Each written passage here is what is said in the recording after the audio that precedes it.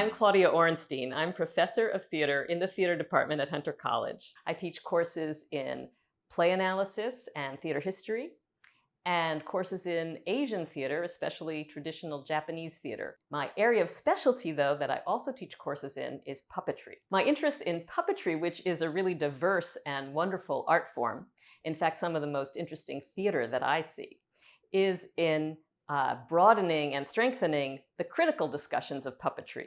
So how scholars talk about and consider puppetry.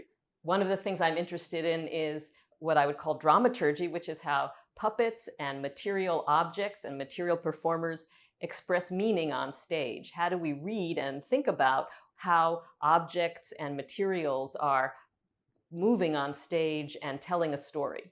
But I got really interested in puppetry in the early 2000s, when there was a wonderful puppetry festival that happened here in New York City, down at the Public Theater every 2 years, and brought puppetry from around the world, and a lot of contemporary performances. And as I was watching them, I was really challenged because I was seeing things that my theater training didn't really equip me to understand and think about.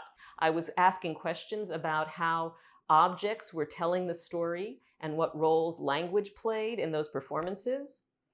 And so I thought there would be wonderful people who were writing about this, and I would go and search them out and teach a course at the Graduate Center on puppetry. And I thought this festival was going to happen again.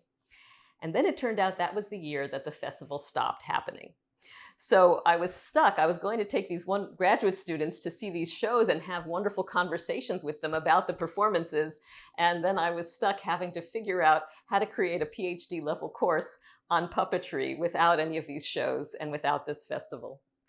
So I scoured the library looking for books that I thought would be talking critically in interesting ways about puppetry.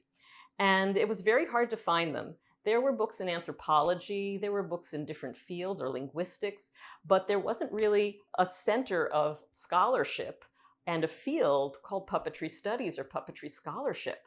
And so I realized I had to start articulating those ideas on my own.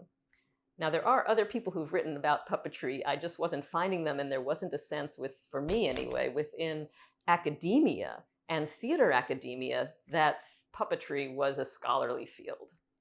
So I started doing a lot of writing about puppetry, going to see everything I could, writing in thick description about what I was seeing and trying to articulate ideas about how puppetry functioned and how we watch objects and materials on stage. Puppets can do things that humans can't. I mean, obviously, they can do certain kinds of things, like they can come apart and come back together, so very physical things like that. But they can also express things and allow us to hear them in ways that we might not be as open to if we were watching a human performer. So puppets don't have to always be figurative. That is, they don't always have to look like people. They can look like anything, and they can be manipulated in almost any way and have almost any kind of relationship with the human body. This is a Sicilian rod puppet. It's operated from above on a stage. These are puppets that do the epic tales from Orlando Furioso. And this one has, you can see it actually has real metal helmet and metal armor and metal breastplate. And it's got this metal sword that comes out. It can draw its sword. And it's super heavy. I can't do much more with it.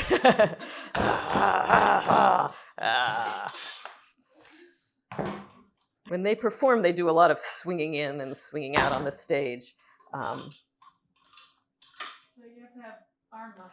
You have to have huge arm muscles to do this one, yes.